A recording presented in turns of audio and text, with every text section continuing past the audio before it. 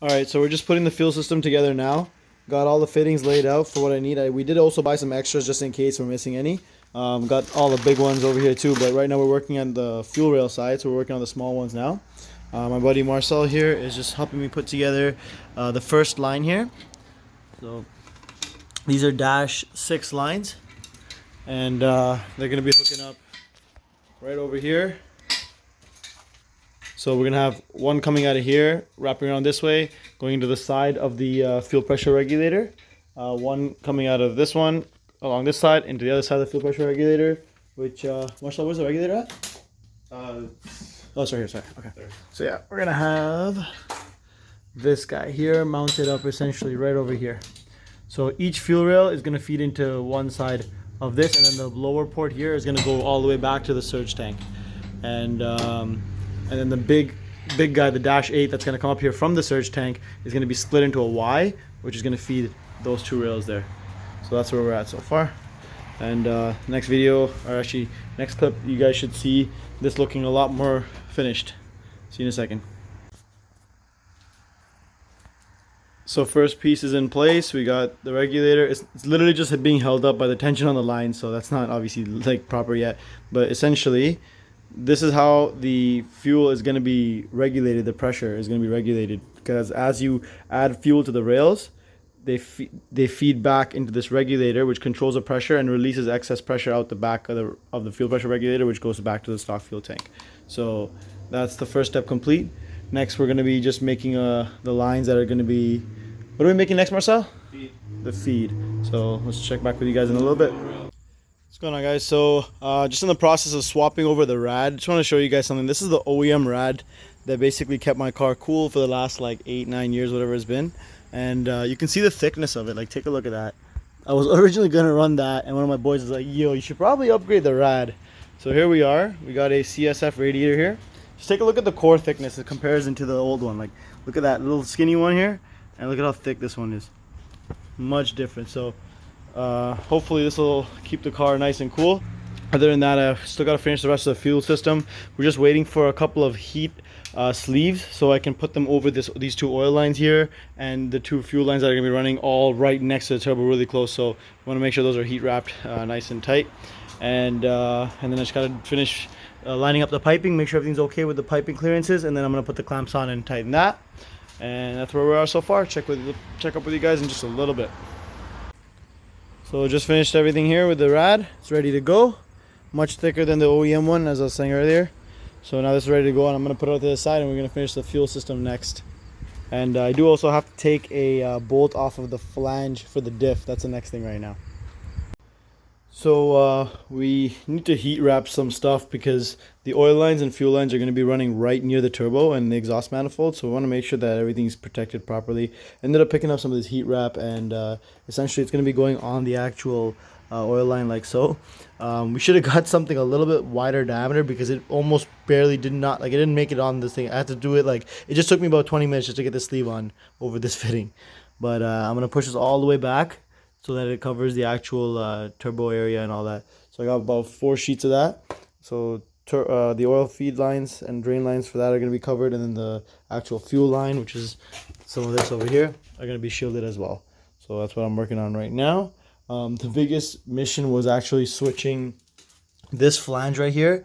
Was originally on the diff, the LSD that's in my car, and the manual flange, this is like the old diff that I had on the car, and getting that bolt off was extremely hard. We had to get a torque gun that did like 1400 foot-pound of torque or some crazy shit like that, and I finally got that bolt off, and then just like hammering the friggin' flange off and spinning it, hammering it, spinning it, hammering it until it finally came off on this and also the one that's on the car right now. And then I swapped the flange over. The manual flange is now on the car, and it is torque to spec, which was like 250 foot-pounds of torque almost, some shit like that. So basically, of course this shit's dead. Sorry. So that's a manual flange, all torqued down to spec and everything, and it's on there now. And so the drive shaft's pretty much ready to go on, which is sitting in this pile of shit I have over here, right there. Gotta clean it up a little bit, and yep. So I'll give you guys an update in a little bit. Okay, so I just want to show you guys what I'm working on right now. So basically, if we finish the Y split lines here for the back of the engine, so these are what feed the actual fuel rail, and they're coming right from the surge tank to this Y splitter here. So obviously the headers are right down there, and the turbo, of course. So what I did was I routed it off of a 90-degree -8 fitting off the Y splitter, and it goes up basically, almost comes all the way up to the firewall here, and then goes down. We had a heat wrapped, as you can see right there, and I'm gonna show you what it looks like from underneath the car.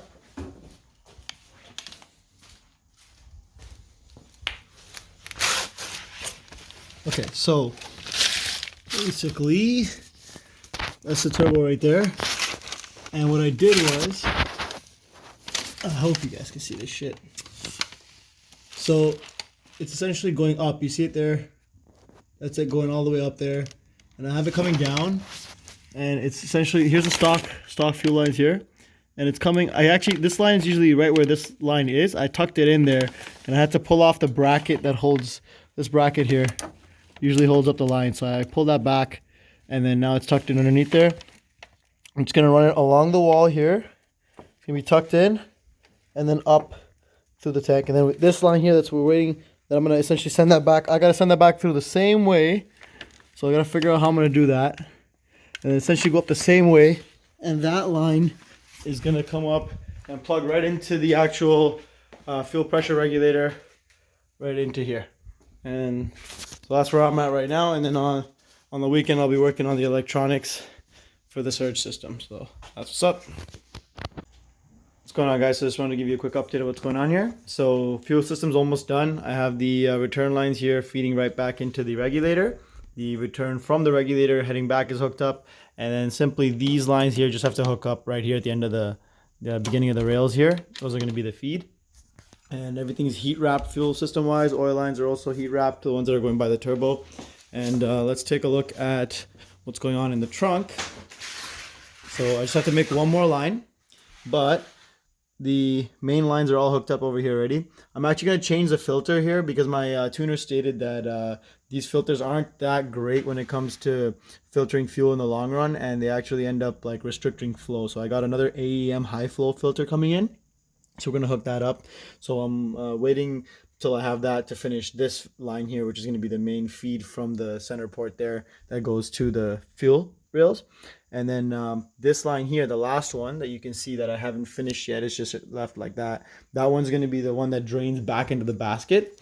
And that basket I have right over here. And I have the quick connect hooked up here. So that last line's ready to go in the car. And then we're going to be drilling a hole right here. And then I have a bulkhead fitting that's in this bag over here that's going to go into the top of that basket so that we can drain fuel back into the basket. And then next thing I want to show you guys is underneath the car. It's like in here. So the main thing I had to hook up, so I don't know if I showed you guys this, but I already lined the fuel lines, already done. So that's all tucked up as best I can do it. I got to clean it up a little bit better, but it's pretty good. And essentially what I did was, we had to hook up the vacuum lines and heat wrap them. So as you can see, here we have just the bottom ones heat wrapped. I have them running quite nicely up and around there. And then heading beside the tranny and avoiding the actual header as best we can. And then I have it going here and into the turbo for a pressure source right up there. And then I have to do the remaining ones, or the upper ones over here. Those need to be these ones here, and that one there needs to be hooked up, and then that needs to come essentially to the front of the car and needs to go into it's going to go into a boost control solenoid that I have coming in right now, and then off of the boost control solenoid and into the bottom of the charge pipe that's going to be on this side here. So right now I can pretty much put the AC compressor back on because we're done over here, and piping's ready to go. And essentially I have to remove the intercooler and the oil scavenge pump there, put the entire rad support, which has a new rad, what's it called, rad in it, and put that on, and then we can put the intercooler back onto that. So last couple of steps, we're almost ready, and the next thing I got to do is hook up the ECU as well, and finish the fuel lines in the car. So as you can see, that's the feed line going to the surge, and I just have this blocked off at the moment. But I do need to run one more line through the wall there. So yeah, that's where we're at for now. I'll give you guys an update as soon as I can.